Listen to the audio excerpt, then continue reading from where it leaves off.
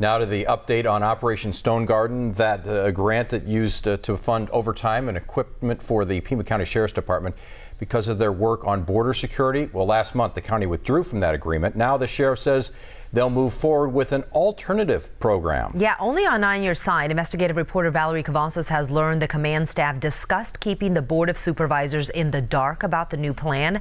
And tonight we have the response from one of the supervisors.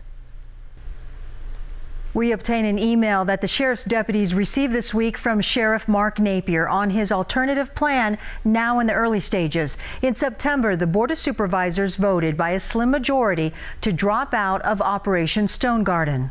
Napier wrote he will begin in the coming weeks his new Pima County Rural Safety Initiative program, and it would operate similar to Stonegarden, but he would have to find funding to support it within the Sheriff Department's budget. And he wrote he's confident he can do it. But KGUN 9 learned command staff has discussed it would take 900 hours of overtime per month to accomplish. Lieutenant Joe Cameron says union officials and deputies know little about the plan and they're concerned. They haven't implemented it yet, but they are going to do this and pay out all this overtime. Department documents reveal in the September 29th pay period, the Sheriff's Department logged 4,900 hours of OT at a cost of $164,000. Since July, the total overtime cost reached just over $1 million, more than double the same time frame last year. The total back then, $431,000. We reached out to Sheriff Napier asking for an on-camera interview to address why he didn't inform the Board of Supervisors of his alternative plan. He denied the interview request but sent a response instead.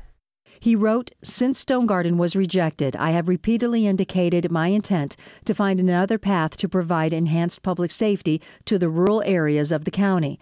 This has not been kept from the Board of Supervisors in any way. I have publicly spoken about it and at Board of Supervisors meetings.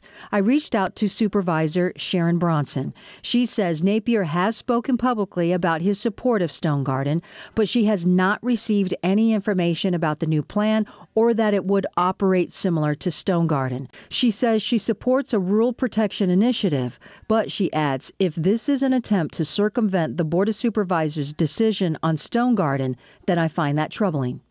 We'll continue to investigate and keep you updated. Valerie Cavazos, KGUN 9 on your side.